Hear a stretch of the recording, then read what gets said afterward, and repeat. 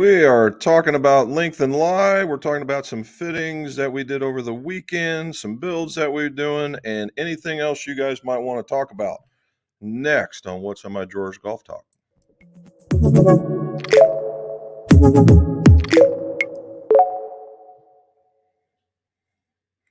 Welcome back to the Golf Shop. Jim McCleary here, and this is What's in My Drawers Golf Talk. What's in my drawers of the golf shop. And what this has done is turned into a worldwide conversation with a bunch of other golf nuts just like me. Why is it What's in My Drawers? Because we're all tremendous pack rats, and I'm no different. So here we go. We are going to talk about stuff we did in the shop.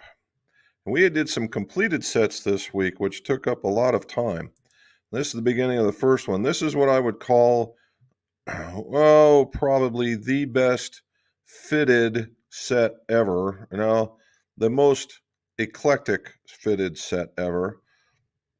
In that you get to see, we got a Paradigm X, we got a couple of Wilson hybrids, some Mizuno irons, and an Odyssey putter.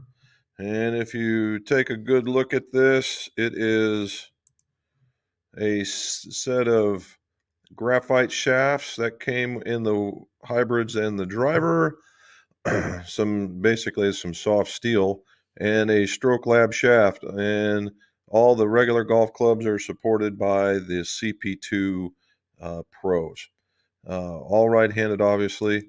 And what that shows is that when you go through the fitting process, once you get the basics down, and what I mean basics is in loft, lie, flex, profiles, that kind of things, then it's a matter of understanding what you have in order for it to fit. And for instance, the hybrid shafts that are in the Wilsons and in the Srixons are RDX hazardous red shafts. Now, RDX is a different build than a normal hazardous. They're actually kind of beefy. And so you could get you can get an X Flex or a R Flex and give it to somebody who can actually push a stiff flex around a regular one, and they probably wouldn't even feel the difference. In fact, it'd probably feel pretty good. So it's knowing those types of profiles. The second one, and it just got picked up like 4 minutes ago, is this one. And if you notice, it swings my way. Ha. And this is a redo. We did a fitting for a young man, and he likes Titleist. And he didn't have a very high swing speed, but it was a good enough one. And he was we won't call him a beginning golfer, but just after that. And he was hitting these clubs and says he wants to keep them. And so he picked the blades and then his TSs that are over here. And I tried to talk him out of the blades and he wouldn't have it. Actually, he did find the middle of the club face, so I think we're going to be okay. And so what we had to do is, pardon me, he had a very, very smooth swing. All right, very smooth swing in the bottom end of the regular range. And he had some AMT blacks, which are extraordinarily stout, and they were just too heavy. So when we went to do testing, we tested them, and we found that he liked a bit of a 70-gram shaft better, and we put it in that, and we made them to the right length, bent them down a little bit for him, and there you go. Now, in the driver, we did some driver testing. I couldn't use the exact same head, but we got really, really close, and we found out that he liked the VRTX Red, which is a high launching shaft that was from a Project X platform, and then we put 2 more Acra shafts in the fairway woods, so that would mimic the way that the driver would work. And so I hope he likes them. Pardon me. And I hope he likes them. So that's what we were doing there. So we got to thank him and the others for coming for the fittings and doing that. One other thing I'd like to today, that my truck broke 70,000 miles today. on the way to work. I figured I better take a picture because I'll never see it again. So that was kind of cool. And not bad for 5 years old and taking a lot of vacations with that bad boy. So I'm happy with it. All right. So that's what we did with the builds. I've been getting into here as of late. We've got a video coming. And speaking of that, if you would like, subscribe, hit all that stuff across the bottom that gets you subscribe, bells, all that other notifications. And if you go on to other social media platforms, the Facebook page and Instagram, I do some of those out there. I'd appreciate it if you follow us out there. Okay. So here's the late as of all these builds that I've been doing, and we've been doing these full sets, full fittings, and it's amazing the differences, right? I even fit a 10-year-old. The I'm just taken back by how different golfers really are, and from a length, loft, lie, all that kind of stuff standpoint, and where there's been uh, a lot of chatter on these club making sites about what is the length of a golf club, what is this, what is that, and of course everybody has their difference of opinion. And okay, however, where I tend to start is what do the rules say? And the USGA has some very, very specific guidance onto what the length of a golf club is and how to measure lie. And so we start with that. Now the question is, when you go to the USGA, they say it's put in, and it shows it in a position where the head's sitting up like this. Oh, anyway, it's like laying down on a platform like this, and it's laying against a platen where this platen is at 60 degrees, and that's how you measure it. Now, Mitchell had one where you laid it flat, and it automatically put you in at 60 degrees, but it was just two pegs.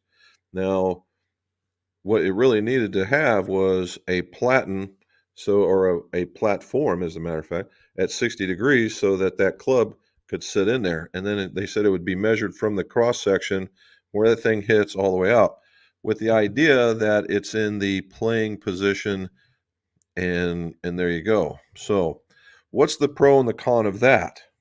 As soon as I back to my Glenfiddich, thank you very much. That blue Long Island iced tea. Woo, that's a little much. Okay, so what are the pro and cons? Well, the pro is it's just one thing. You set it in, the measuring of length will be very, very fast, right? You put it in your rig, it's 60 degrees, bam, bam, bam. You measure it, and it says to the top of the grip cap. Now, that can be problematic in its own right, depending on your interpretation. But if you go right to the very top, okay, it takes out all the guesswork. You're right there. However, now that's all the pros. It's straightforward right down there. There's no question of what you're looking at. The con. Well, the con is if you don't do it the other way, there's a lot of work involved all of a sudden. If you wanted a 38-inch 5-iron, now you've got to take into account that grip cap. That grip cap could be this thick, this thick, this thick. Now you've become an expert on grip caps, right? Now, the club making Bible from Maltby would tell you the shoulder of the grip cap, and what they're talking about, most grips come out and they come down, and then they start that taper and they come down, and that top of that shoulder, right where it starts to taper, that's the top. And okay, that's great until you come across, well, you come across grips that look like that, those CP2s. Those CP2s have kind of a mushroom shape that's on top of them. There is no shelf, there is no shoulder. So now where do you measure? Is it the bottom of the bottom of that mushroom or the top of the mushroom? So now what you have is you have to develop a method of which you're going to do this so that you are consistent, right? That you're consistent. And And that's the reason why there are no standards in golf, because Titleist may measure them a different way than Ping, than Callaway, than Mizuno, than Wilson, than Srixon, than anybody, right? Than me. And so you have to be consistent in how you apply those rules. Now, the other con to this, and you gotta think, well, is it a big deal? So at the top end of the set, most lie angles run in that 59.5 to 61-ish area, right? And that take you from the driver all the way into probably the 5-iron in a lot of cases, right? The 5-iron, and maybe even further depending. And because it's a degree off, you're probably not going to see any change in length if you were to do it the other way by the width of the marker, right? The width of the marker that you're using. However, you get down to the bottom end of the set, say starting around the 8-iron, when you start seeing 63, 64, 65, 66, those kinds into the wedges, you can have what would be a real difference in between an 1/8 of an inch to a 1/4 of an inch. And it just depends on the other ones, right? And I've done this testing. In fact, I just did it. So you can have that much of a difference, and it depends on the lie angle. So what happens is, instead of having a linear line for your irons to your wedges, what happens is, by design, is you get down to right about the 8-iron, and then everything starts flattening out at that particular point, and they become longer, actually. Okay, so there's that. Now, the other way of doing it and is measuring it in its playing position. And the playing position means that where the club is soled, and it's flat, right? And it's flat on the ground. And that the middle of this sole is on the ground, not in the heel, not in the toe, in the middle. And then what you can do is either put a ruler behind it, measure to the top, just the same thing with the grip, or you can have a ruler like I've got, it's called AccuMade, where that platen that we were talking about is adjustable. And then that takes into account those changes in lie angle. Now, is it by the rule? No, it's not, because there it says it's supposed to be measured at 60. However, the other part of this is there's no hard and fast, each club has got to be this length. You're just allowed a short and a long, 18 and 48. So as long as you're not some radical length like 48 inches, the driver's probably going to be in that 60 to 59 range. So you're going to be really, really close. And now your real issue is whether or not you've compensated for that grip cap. You get down to the 18-inch range and you start, let's just say it was a wedge, although they really mean for a putter. But let's say it's a wedge, and you crank this thing up to 64, and you might, or 68 or something along that lines. Now you have a real opportunity being outside that. Okay. Gotta make sure what I'm talking about. Yeah, you have a real opportunity being outside that. So you got to watch that. All right. Now, what I do is that the pro and the con for the way I do it. Number one, each length is individual for each club, and it takes into account that change in lie angle. So the measurement probably is a little more precise. All right. The real problem is that each individual person may not see how it soles into the middle. Now, this AccuMade has you use the score lines, okay, in order to make this work. And then you have to measure each and one. It becomes time consuming. Is it truly that time consuming? No, but that you can be considered that a con. And then you still have to deal with the grip cap. So this grip cap is the same no matter what. It's just on what you believe in down at the bottom. Now, are any of those bad or wrong? Well, no, they're not bad. Again, as long as you do them the same. As long as you do them the same. Okay. Now, the next question is, and I'll move on and start taking some questions. Yeah, because we're getting there. I'm on my soapbox. Is how do you determine the length of a golf club? That's a good one. Does it matter what material you're using? Does it matter the head you're using? Does it matter the grip you're using? The answer is no. As long as you're testing equally. Okay. If you look behind me, right over here, I get it. I can't turn. Right there. Okay. All those are iron. Same head, same shaft, same grip, same flex, same everything, except for length. Okay? Except for length. Now keep in mind, we are isolating one parameter of the golf club. Period. End of statement. That's all.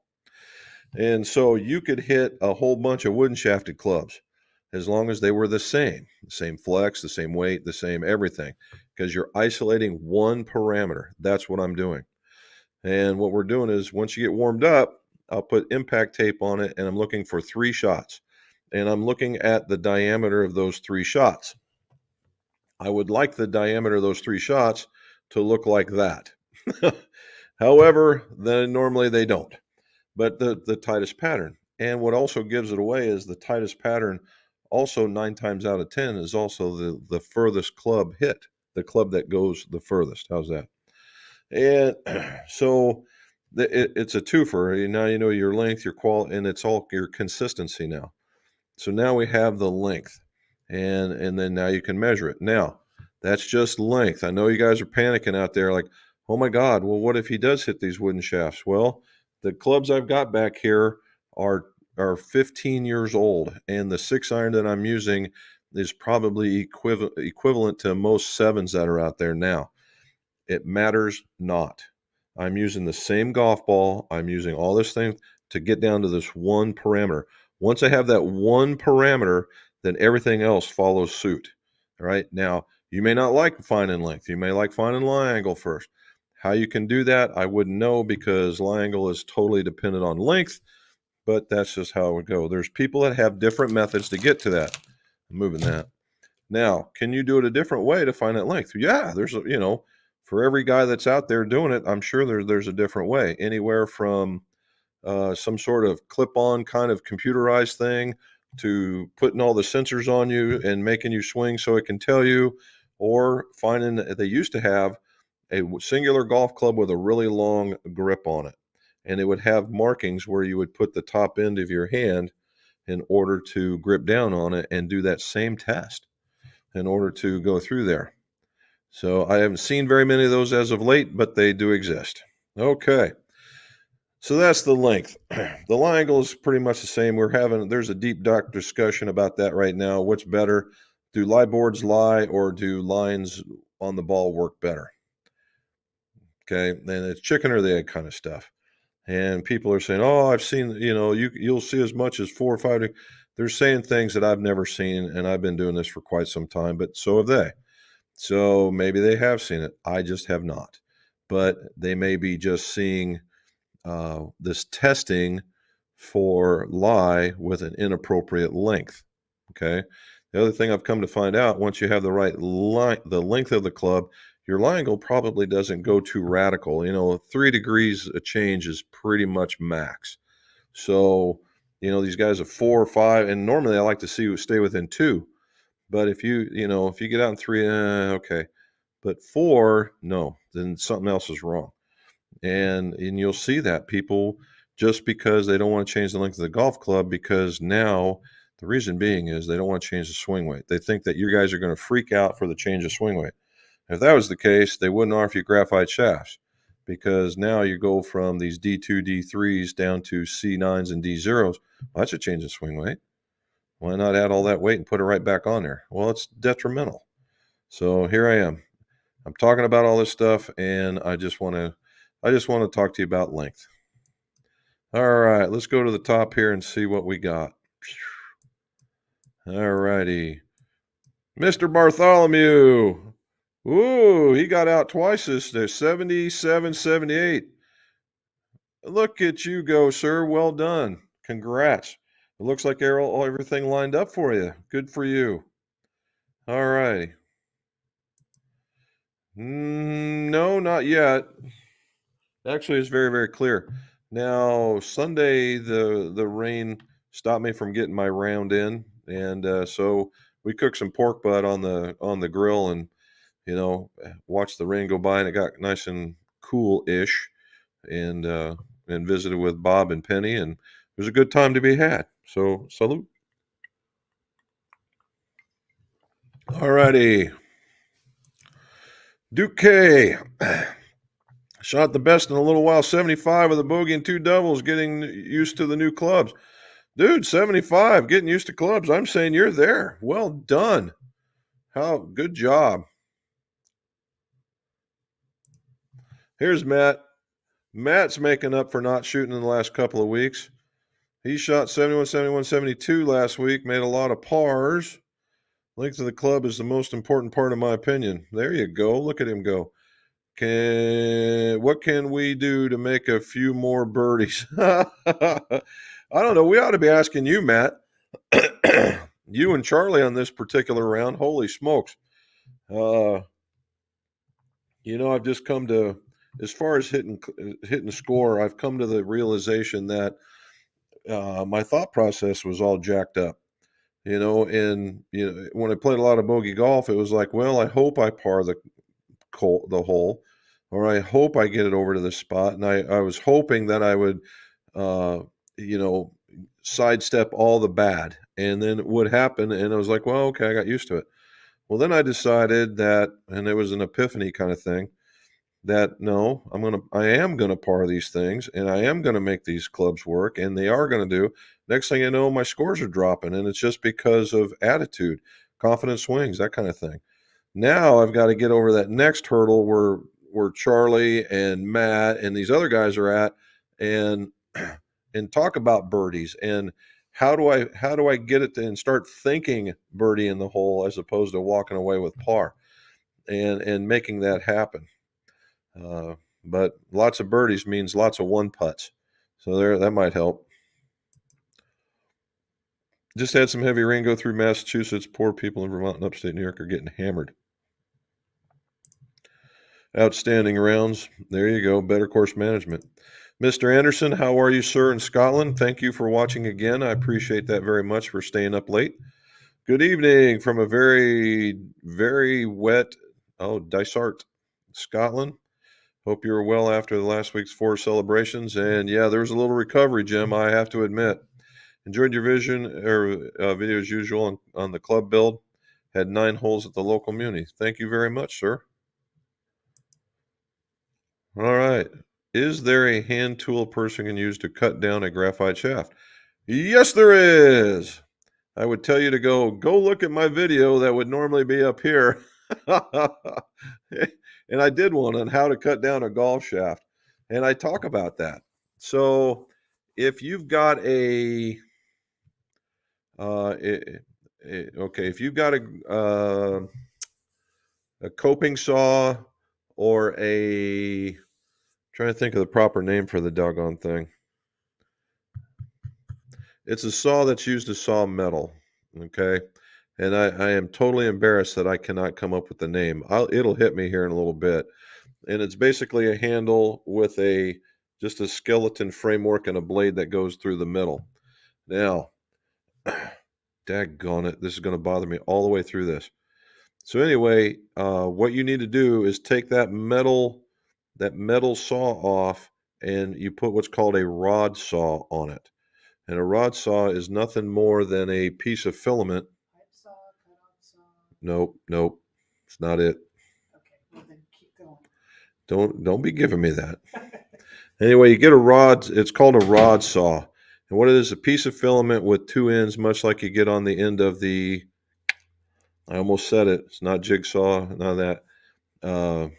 Anyway, it goes back on there, and this rod saw has a ton of aggressive grit on it, much like imagine if you took the cutting wheel and you stretched it out onto a line. It's exactly what it is. And then you just go through. Hacksaw. All right, hacksaw.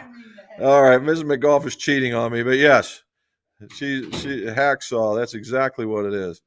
And you get a rod saw, put it in the hacksaw, and there you are. And it's actually extraordinarily easy. Now, to keep things clean, what I would do is take a piece of masking tape and put it wrap it around where you want to cut, and then make your line on the masking tape for 2 reasons. 1, so you can actually see your line, and 2, it keeps you from fraying the ends. Just keeps things neat. Okay, much like if you were doing it, I've done it on wood before when you had a kind of a dodgy saw blade. and you put that on there, and that just keeps everything from fraying. And if you specifically if you had to have it very, very neat. Okay.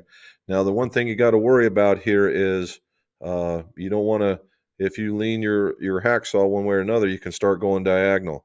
Got to watch out for that. And if that does happen, what you can do is just take some sandpaper, and the best way to do it is not try and take sandpaper and do like this. It's better to do like this.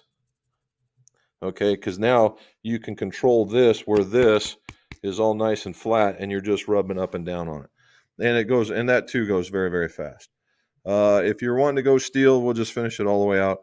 If you want to do steel, a tubing cutter, the tubing cutters are like this. You get them in any plumbing area.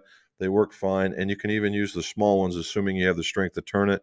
Takes about, I don't know, once you get it going, you get it on there, you turn it, you tighten it, you turn it, you tighten it, turn it, tighten it, turn it, tighten it. About 4 or 5 turns, and you're all the way through.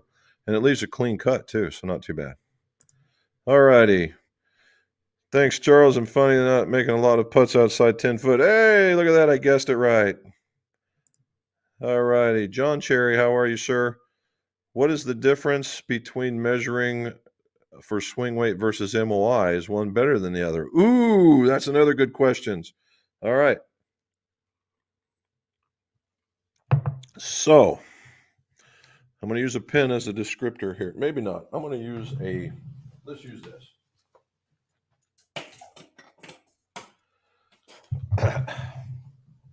All right, we're going to use, this is my display piece for the day. All right, let's give Acura a little bit of love. There we go. All righty, so swing weight. We got to know what swing weight and MOI really are first.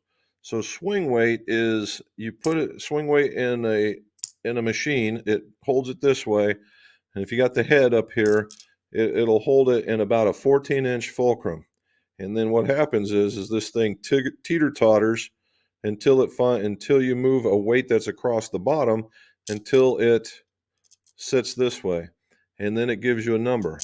And that number is in relationship to that weight. So you can have A, B, C, D, E, and F. And I think it ends like at G. So it goes F10, and which is D0, G0. Now, it's called polyrhythmic. Okay. And Kenneth Smith, he's the man. Kansas City, that's where it all came from. And reason why it was so popular is because it was the only thing that they could measure.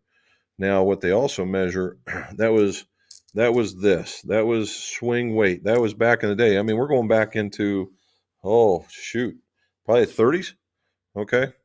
And so that's how that came about. Now, everybody likes swing weight because what they're doing is they're putting together these clubs, and they start getting these standards. You get enough data together, you know what's going to happen. Now, what impacts swing weight? Well, the weight of this guy impacts swing weight. The weight of this guy impacts swing weight. The weight of this guy out here impacts swing weight. The length of this whole guy impacts swing weight in some shape or form, right? So if you were staying standard and it was like a 38-inch 5-iron with a 40-gram grip and a 120-gram shaft and a 256 head, and you put it all together, it's about a D4. All right, so now there's your base to start from. So if you went from 120 to this guy is a 40-gram shaft, that's 80 solid grams. 80 solid grams. That's almost that, we assume 9 per, right? So that's about 9 swing weights. 9 swing weight points. So you just went from D4 to C5. Let's say that now you did that and this grip got bigger because you got arthritis, and the bigger grip weighs more. Now I just made it lighter still, and it's 4 grams per, and let's say it went up 12 grams. So that's 3. So now you went from C5 to C2. And let's say now you got a Japanese head. It just seemed that the Japanese heads are a little lighter. And it's a little lighter, and it went from 256 to 251, which happens. And so now it's 2 per on that. So now you got 4. That's another 2. So now you went from D4 to C0 just by changing messing around. All right, so that's swing weight. Now, I sound like it's like, oh, that's so bad. Not really.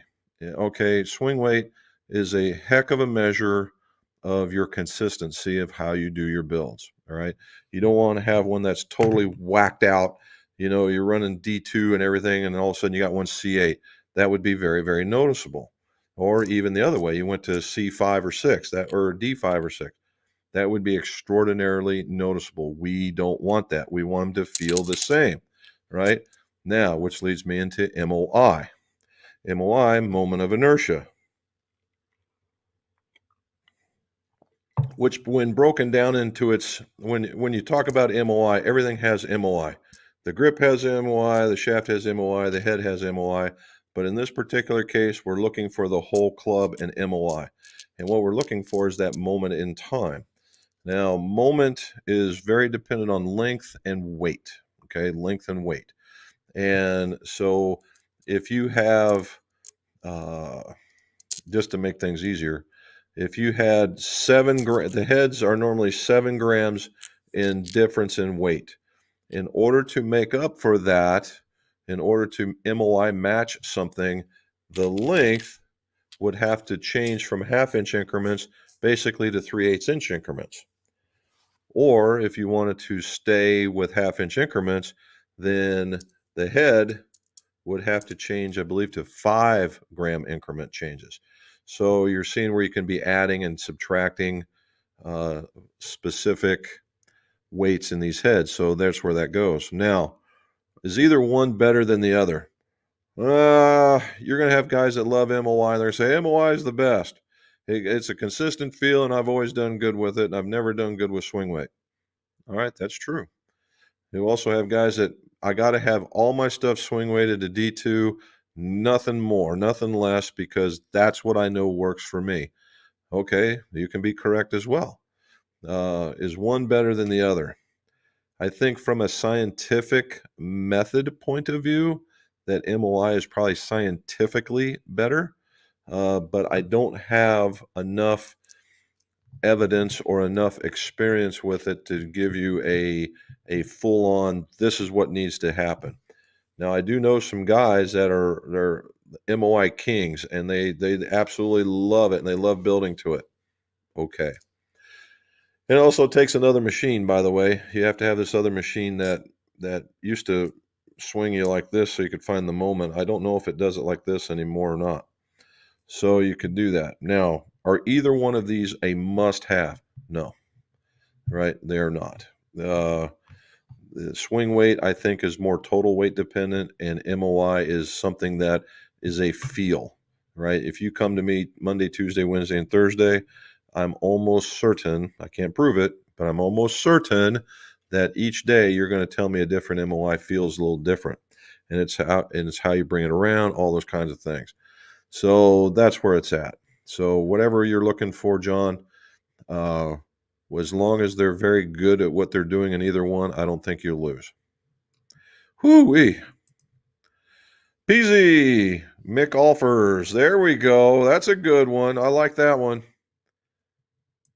Phil K. in a hot Austin, Texas. Good for you.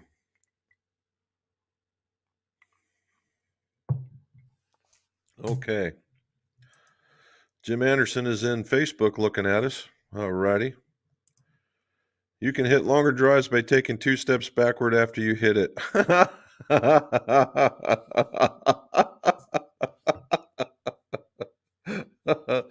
Oh, yes.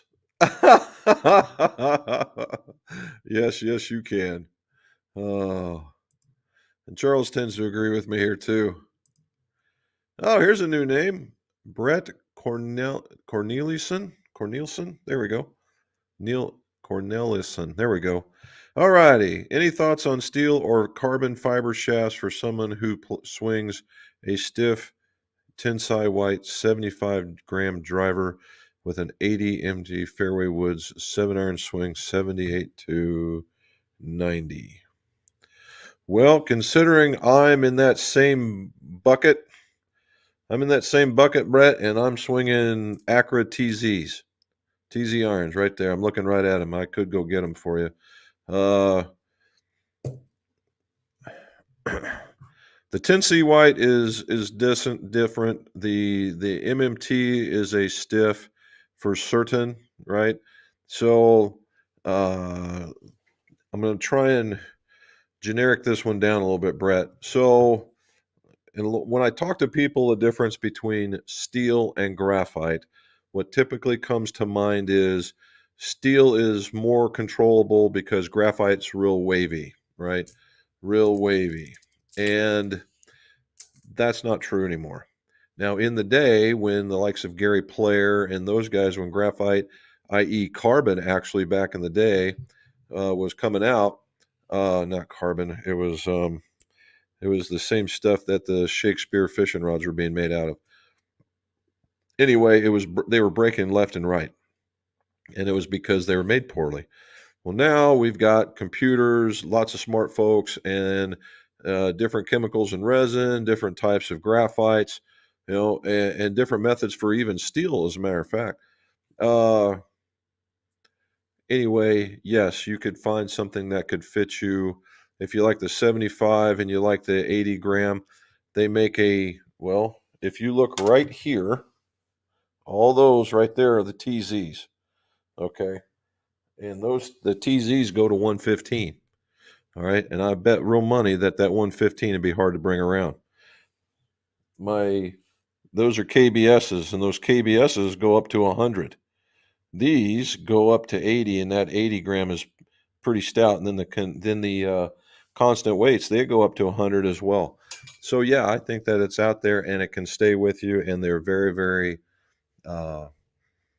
very consistent, as a matter of fact. Now, would I suggest that you need it? The only reason why I suggest it, I do this one because I did some testing and I knew that it fit me. Could I swing some steel but I like a 95 gram shaft. You may like a 105 gram shaft. Once you start getting to 105, you start really crossing over into steel territory, being better.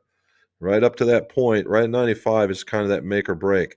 If you're looking for something softer to get up into the air, actually steel would be a better choice. If you're looking for something to hit that more controlled line drive shot, then graphite would be better. And it's just because of what you have to do to each one in order to get it there, because steel starts heavy and goes light, and carbon goes light and goes heavy. Now, but if you had stuff where you liked, you wanted some vibration reduction, right? Or you just wanted a cool factor because you like the paint job on it, then yeah, graphite. But if you don't have any issues with joints and you don't have, you want to bring it around, then I would just stick with steel purely from a budgetary concern. All right, Robin's talking to some folks. All righty. Yeah, I tell you what, I'm trying. You know what? As soon as I started doing this, it went away. So good call, Doc. All right. Grayling Slayer's back. Hello, sir. There we go. Brett's talking about the hats. Good enough. Thank you very much. Hey, Robin. Matt, we have to set up a time for my summer visit. You better believe it. You get with Rob Owen, she'll take care of you. All righty. And Brett, just for your own, here, I keep this with me wherever I go. If you're looking at a hat, there's several different kinds for you to choose from right there. Now, this one I'm wearing now, plus the one that you see at the very top of this pile, are fitted hats. The other ones have they have a Velcro strap along the back. It's very thin, and it has a little bit of an elastic piece on it so that it gives, so it's not bad. All righty. John Bender, there's our man. He's my lefty that came and got those clubs. John, I would have really loved to hit those, but I think it was more important that you came and got them. I liked how they turned out. So John had the Titleist 620s, which are actually a fairly new setup, and they had the little 5/8 or little half-inch ferrules on them, and they just didn't look right. I don't know what the heck that was all about. So everything that we did for John was purely custom in this particular instance. Being left-handed, we threw him a little bit of lefty love. But so the shafts went in, were parallel tipped, so we reamed out the heads so they would fit. Then we put the ferrules on, and the ferrules that are standard come with it have a very tall shoulder in them, so we had to grind down the shoulders so that they would fit in there just so.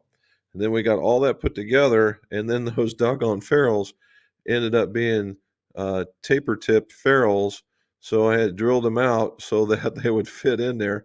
So everything on this thing was going good, man. And then we spine and flowed, and the frequencies on these things are 1, 2, 3, 4, 5, 6, 7, 8, 9. Perfect. They did very, very well. I didn't get to see what the swing weights were, only because the grips came in very, very late, and Mr. McGough put them on. However, I would assume that they are going to be significantly lighter than you're used to, but because you are a smoother swinger, you'll probably like them even more. Well, there's probably no probably about it. I'm sure you're going to like them even more. Again, thank you, Mr. Scott. How you doing, buddy? You still out there at the golf place? And how's Salt Lick looking? John Timmons from the gimpy old golfer. Hey, buddy.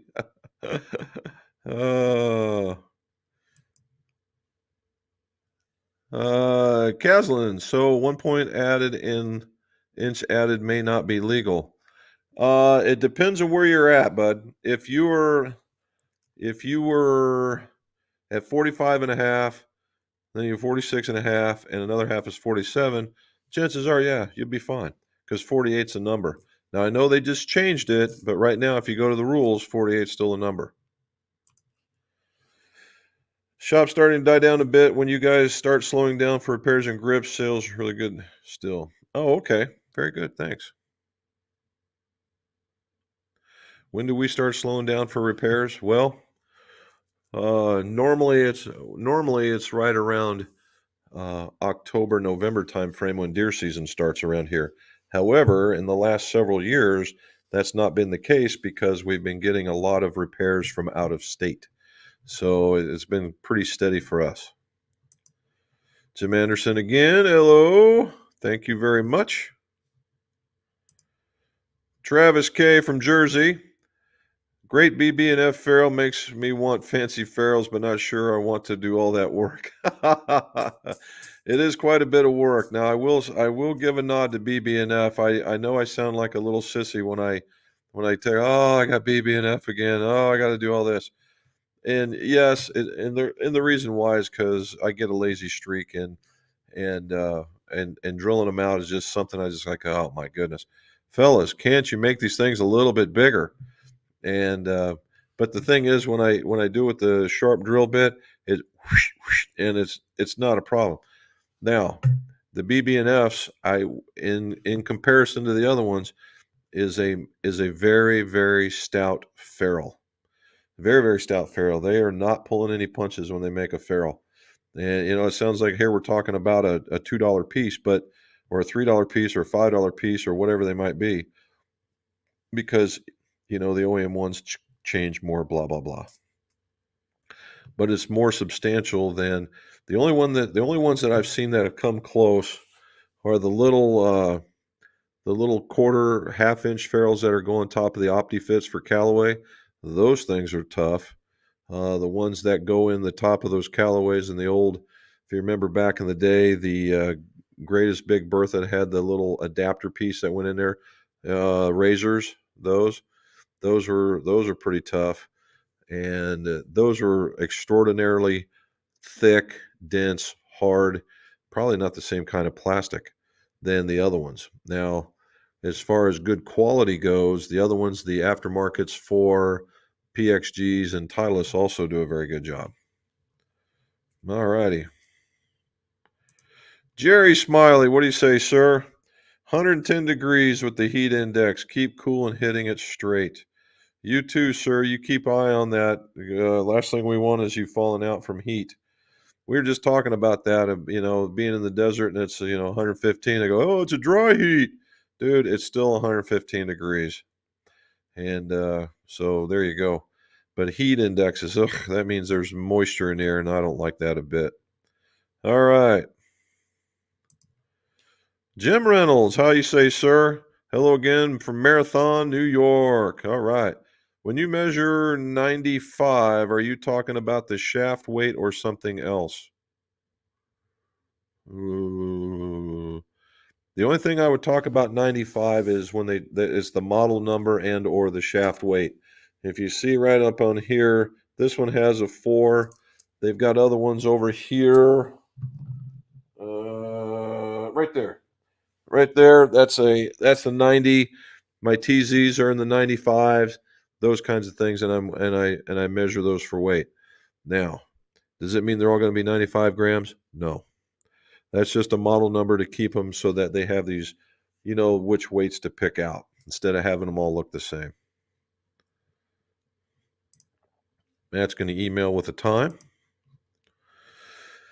Dennis Hood. Hope you all have been having some fun. We have. I like doing this. This has been fun today. We've been having a lot to talk about. Hello, Dennis. Not sure about fun, but we talk a lot about it. Oh, not funny. All righty. NP, how are you? Caslin, I got fitted for 2 different lengths at 2 different fitting bays. The first was a 1/2 inch over standard with possibly going to an 1.5 inch. What? 1.5 inches. And the second one was said 1.5 inches to an inch over. Okay. I'm not sure what to say to that. Either you're very, very tall or stand up straight and have maybe a shorter reach than some in order to get to that, or you could be swinging pretty flat. That's another one.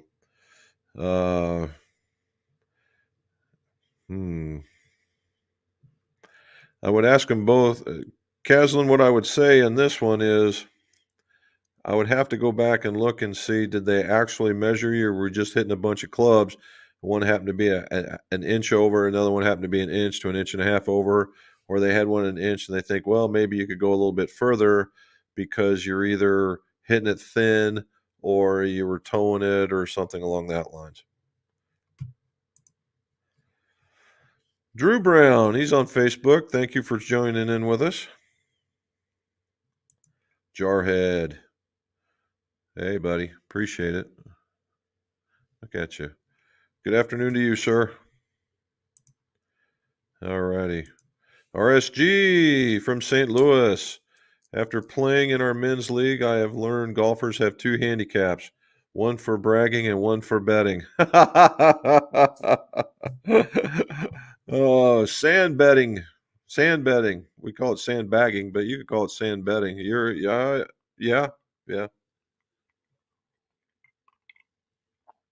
And they're both corrected by that little rubber piece at the end of the pencil. All right. Helen B. When to know if you might need a length adjustment, what would miss be long and short? I'm 5'4" and play my irons an inch short, 4 degrees flat, with all my irons and woods are 2 to 2.5 inches short. Okay. So an inch short's pretty good. I've gone shorter before somewhat. I'd have to understand why you would need 4 flat. And that could be, again, because you swing very, very flat. Okay. But if that was the case, needing an inch shorter club might be kind of different. I'm thinking about this one for a minute. 5'4", play the irons an inch short, 4 flat, with all my irons and woods are 2 inch short.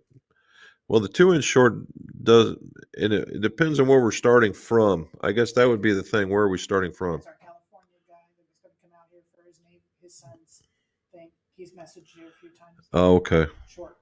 Yep. So he's feeling me. He's faking me out with the Helen B thing, then, I isn't know, it's Scott. it? So Scott, now that I know, normally shorter folks, the 5'4",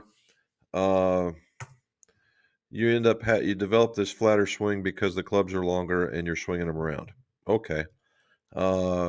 If you have a bit of a longer arm at 5'4", you might even find yourself going a little bit lower in length to see what that is. Assuming this is all assuming that I'm right. All right. So if you're swinging very, very flat, right, very, very flat, as opposed to, maybe on a particular plane, then okay. However,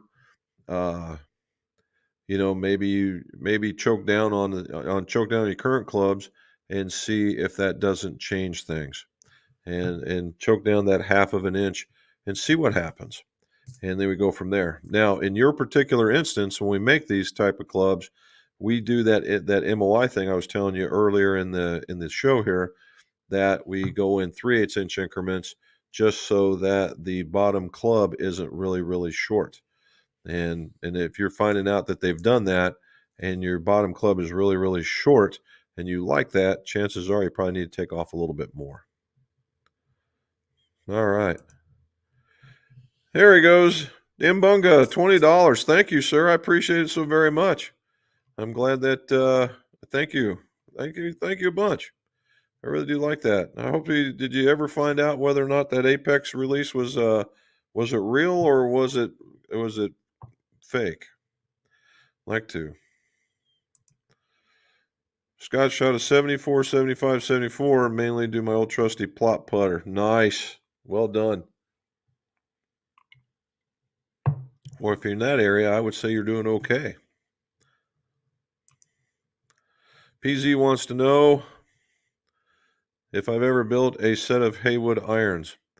Yes. I just finished a set today, forged and milled neat looking clubs. Yeah.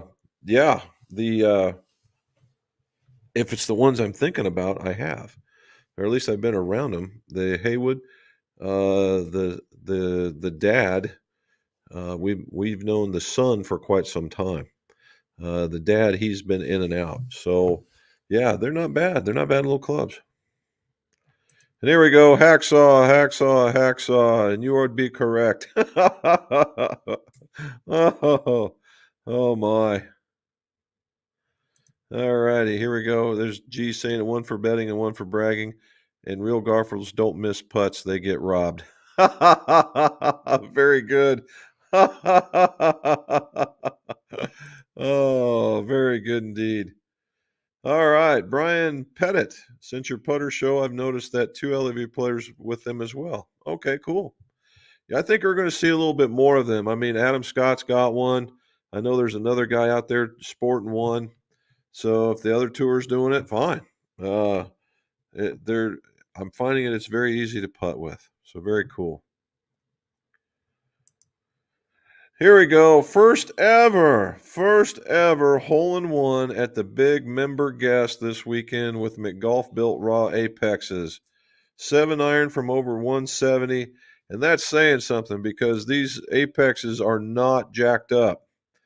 One hop and in. Nice. Finished overall third. Dan, you the man, dude. You are the man. Well done. Congrats. I bet that one was at a member guest. I bet that one cost you a bit. Yeah, and Charlie's thinking the same thing. Thank goodness my club has ACE insurance, so I avoided going broke. Good job, man. Well done. That is so cool. I'm glad to see that happen. That makes me happy. Very well done. This guy said congrats. And he says, how many for you? Congrats and ouch. Going to be a nice tab. Yep. All righty, Jim, I need to remove a tailor-made adapter off a graphite shaft for a hybrid and replace it with a Callaway adapter. I do not have a shaft puller like yours. Any ideas? I hate to ruin a new shaft. Uh, you really don't need a shaft puller like mine if you're only doing it once in a while because you can afford the time. In order not to really, save yourself a little bit of money and maybe start you down the dark path of club stuff, you can get a very, very inexpensive shaft puller, right? And it's literally two spring-loaded pieces of steel, and you squish them together, and you clamp one on there, and you heat it up, and it'll push it right off. You could do that. Uh, if you go to YouTube, there's some dude that heats them up on a kitchen stove and just pulls it out. No, I don't care if he says he's done it 50,000 times in a row. That's no, he didn't. There's just no way, not without damaging the tip, and there's proof to that, by the way. Uh, so uh, I would you could go to eBay, Amazon, even GolfWorks, and get the most basic of function shaft puller, and it won't be an outrageous amount. I paid a lot of money for that one, okay, and I've had it for 20 plus years, and it works like a champ. But that's the reason why I paid a lot of money for it. What you can use is now, what you're going to do is, so if we just use this as a thing, you're going to have some sort of V shape or clamp that it's going to set in, and you're going to want to heat it up. Now you can heat it up with a propane torch, a butane torch. Yes, you could use a heating gun, but be very, very careful because that stuff sprays heat everywhere. All right. And just heat it up, and you only need about 30 seconds to 45 seconds in equal distance away for sides. So, 20, 20, 20, or 25, 25, 25. You put it in there and you set it in here, and my hand being if this was the place that was clamped on, and then it'll just push it right off, and you should be good to go. First one ever. Good job, dude. All right. The golf nut. Don the golf nut. All righty. Hope you're both well. Same to you, sir. Played Flamborough, East Yorkshire, Friday in 30-mile-an-hour winds. Whoosh. Then Whitby in torrential rain. And then Sunday in sunshine, 109 points. What's a good wedge? What's a good wedge shaft?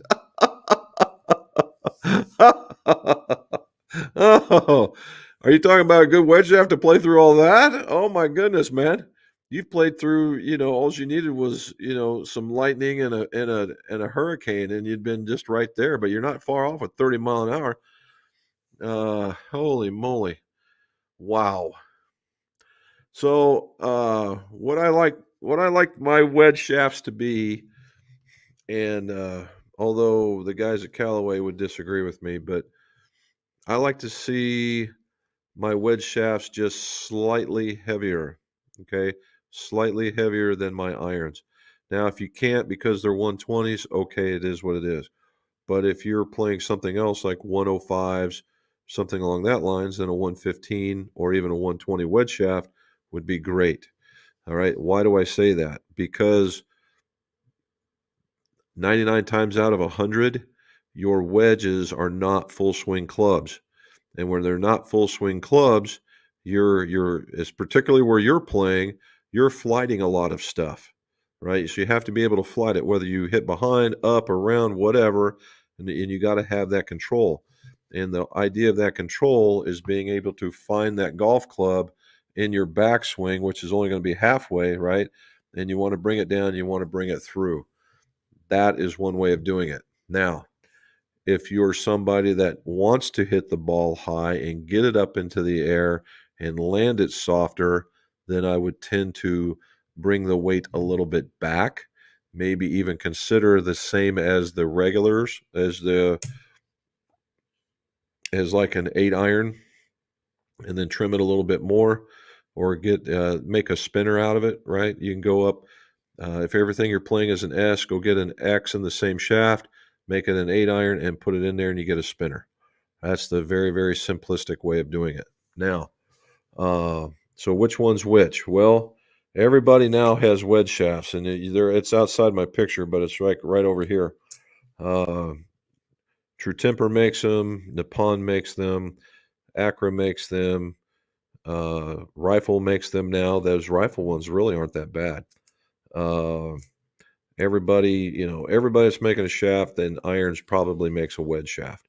It's more about weight than anything else. Sonny V, wow, how are you? You've been AOL, yeah. Well, I would imagine you're up there, and it's stinking hot. Okay, with no rain, playing lots of golf and building lots of golf clubs. Well, good for you, sir. That's the way to go. You got to take it while you can get it, right? Now, I'm not sure. I know you're located almost directly north. Did the fire and the smoke make it your way? I'd like to know that one. It made it down here. What's the total weight for a swing weight of D5? Caslin, that's a question that does not have an answer. And the reason I hate sounding like a turd when I say this kind of stuff, because your total weight can be, like we said, it could be all this with a really, really heavy head or a very, very light grip. It could be anything in order to trick that number of D5 right there. I don't know. Now, if you started from standard, everything being standard, you're probably looking at 120, 165, 265, 310, probably around 320. So that'd be a good ballpark.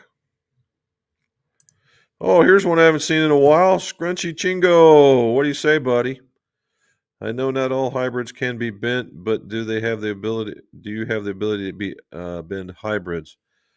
To an extent. To an extent. Now, there are some clubs out there that are adjustable hybrids. I cannot bend those. I won't bend those.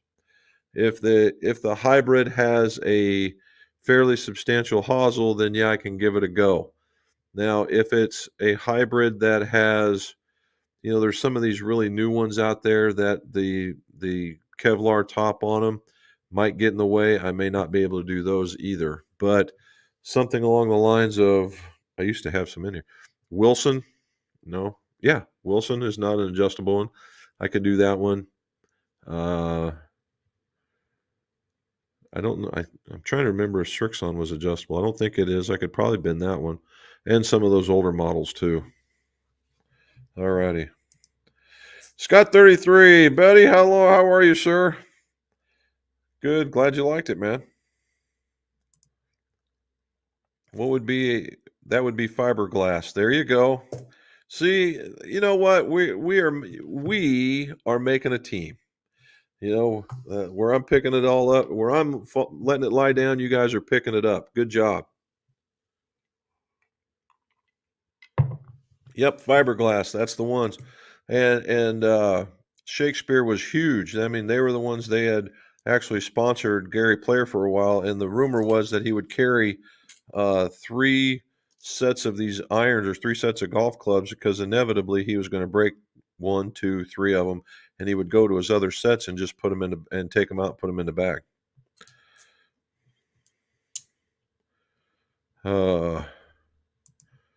And she's not wrong. Very good. All righty, Helen B. With a shorter driver, 43, would a heavier shaft, say 70 grams, help with tempo? Yes, it would, sir. It would very much help you. Now, if you're a little bit of an aggressive swinger, I wouldn't. You could also put the weight right in here. And they have some of those tour locks. They have some back weighting stuff. The things that you can put in there, balance certified. You can put it in there if you're really aggressive, right? I mean, you got to be quick. If you're quick, you might like it in here. But if you're more of a smoother, average type swinger, yeah, heavier right here. 70, maybe even 80. All righty. My irons are 55 gram altitude hybrid wedges, or what? Cleveland hybrid wedges.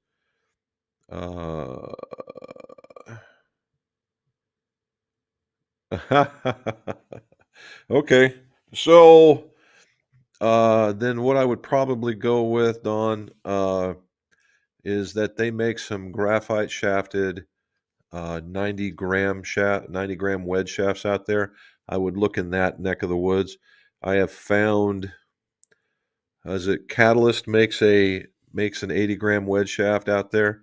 That might be even better. And I don't think you would be unhappy with either one. There's Scott. Scrunchy, can you explain spinner shaft trick, 8-iron wedge, and will it work with a rifle shaft? Well, Scrunchy, that's exactly where that's how spinners got involved, was from a rifle shaft. They're the ones that came up with the term. In the day when Rifle was making Rifle, and we had our special slide rules, the circular slide rules, and this thing was really kind of cool. You could tell a doctorate in physics came up with it. You could figure out exactly how much you had to trim for the amount it had to go into a hosel, for the weight that you wanted, for the swing weight you were going to get for based on the length, the whole 9 yards, in order to make that go. But in order to shorten it down, because the real rifle isn't made anymore, there is a rifle shaft out there, but it's not the original, and it's much more for the layman. Okay. But in just about any case, what you do is if you have a parallel tip and you're playing with an S flex, you go get an X flex of the same thing, trim it to an 8-iron, shove it in a club, good to go. If it's all taper tip, just move up and go get the 8-iron shaft of that one, shove it in. Now keep in mind you're going to be cutting off a little bit extra. I would say an extra, what is that, 8-9 pitch wedge, somewhere between an inch and a half to inch and 3/4. But you're not getting too far off the butt, so I wouldn't say that's so bad. All righty, XX. All I hear these days is how forgiving current drivers are. The face area to me looks really small or shallow. Am I mistaken? Whenever I hear forgiveness, I guess what I'm expecting is more face area. Well, that could be one measure of forgiveness, but it's not the only measure of forgiveness. And you got to keep in mind, we're talking about marketeers.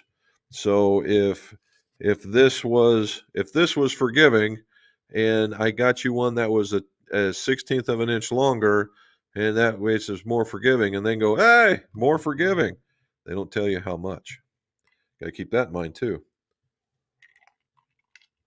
Okay, so forgiveness. Forgiveness can be, what they talk about is how the face is made for off-center hits. That is what they would talk about forgiveness. And what they've done now, so the most forgiving part of a golf club, we are really talking some good golf stuff today. All right, the most forgiving part of a golf club isn't any bigger than the end of this pin. And that's the center of gravity where it's located on the face.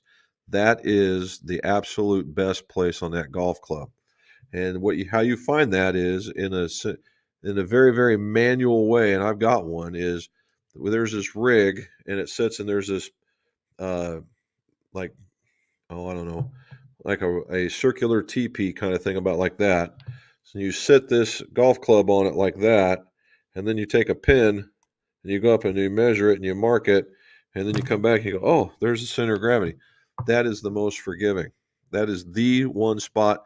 All clubs are created equal. Okay. Now, based on those materials is how forgiving your club is off of that particular center.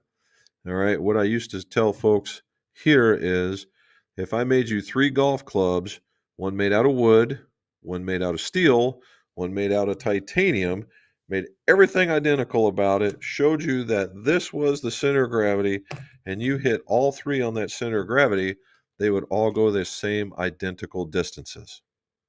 All right, the same. However, you get a quarter of an inch off that far, life changes, right? Now, let's assume a 250-yard hit. If you went off and you hit a 250-yard drive with the wood and you went a quarter of an inch off, you are going to lose somewhere around 15% of that drive. All right, 15%. So that's 25, 30 plus yards. All right. Now, if you hit a steel one, you were going to lose somewhere around 8%, between 8 and 10, which is still 25 yards.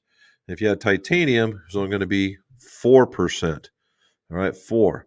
And so that made titanium very, very desirable, right? Because it was and why was that? Well, it was just the way the metal was made. It allowed you to make a little bit bigger club, and so it was a little more forgiving. Now, with the age of computers and whatnot, the design of the faces in the behind the face, and the you normally would see rings or waves or whatever to help you so that when you don't hit off, how does it rebound as well out there? Because that was where it's at, right? Heels and toes.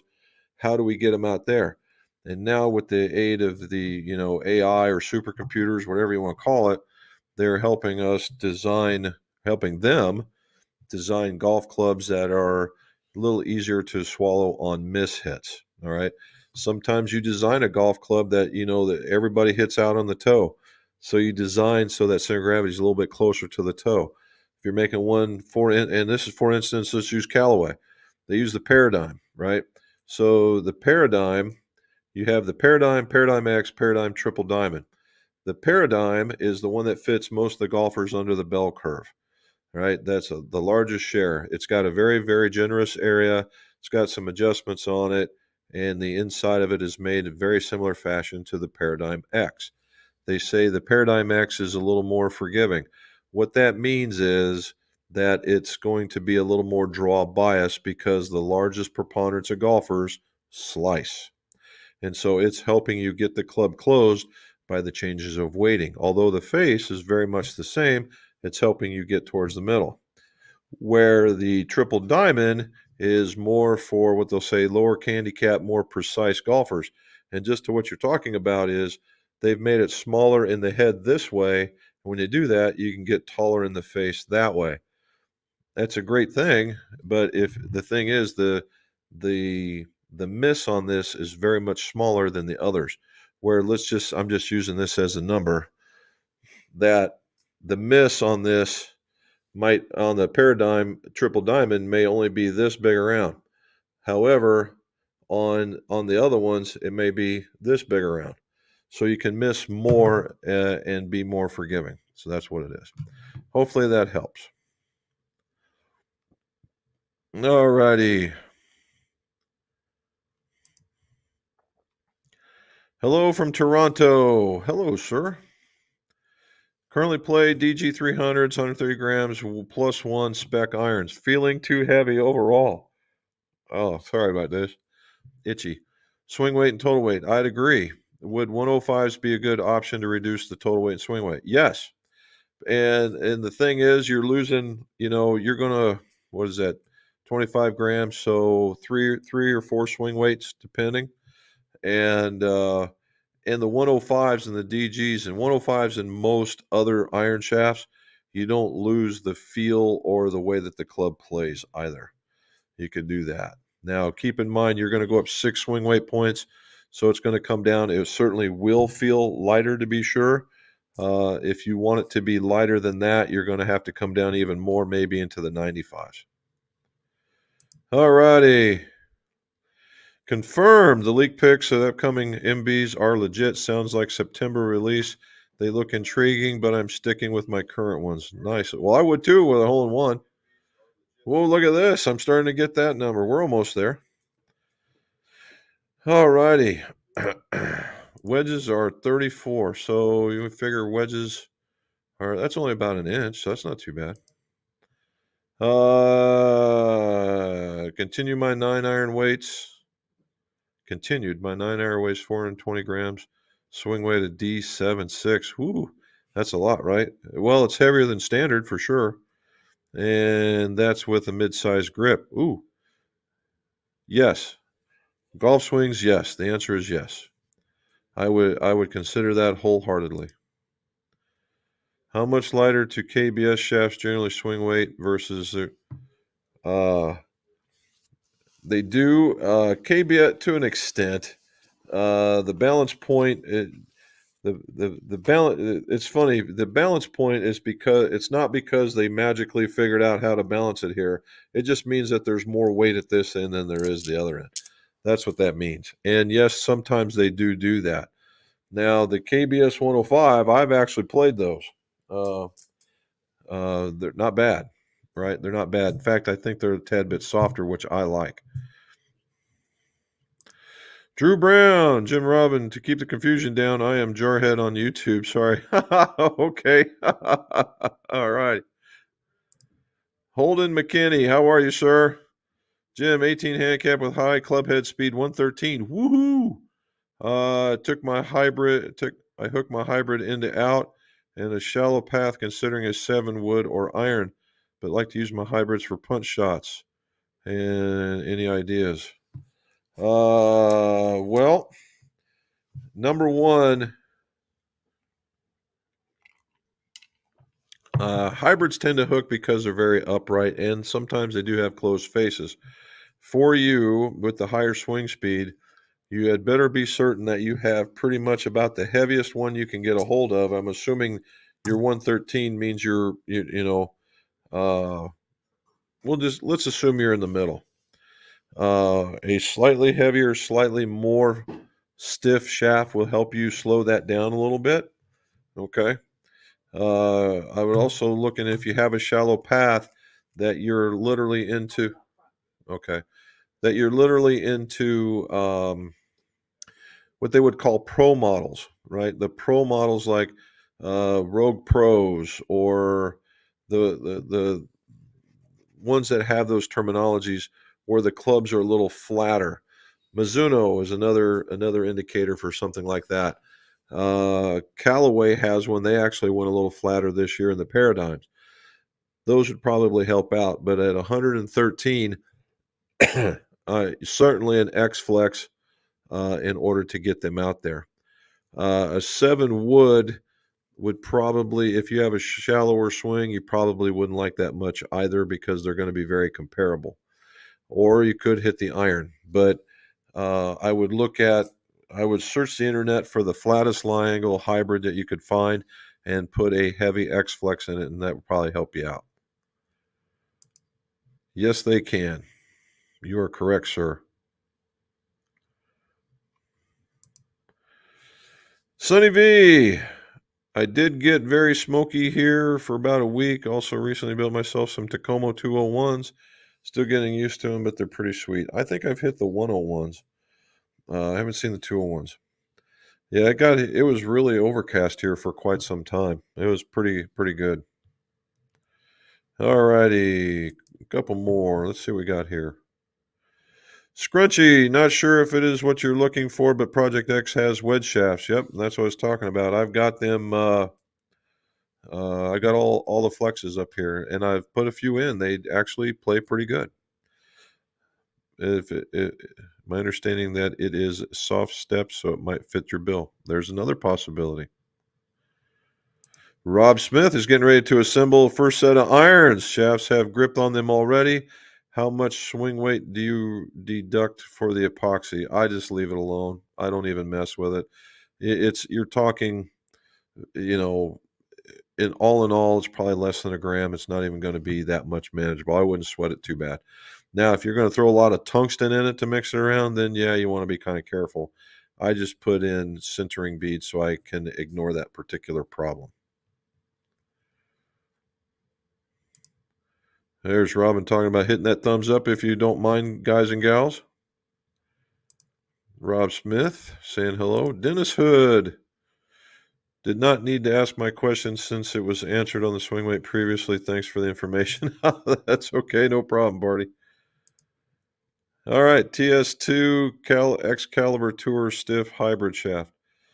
Yeah. So the Tour Stiff, so Excalibur shaft, the Tour is okay, but the way that you're swinging, you would need to, Tour Stiff, never mind. Then the TS2.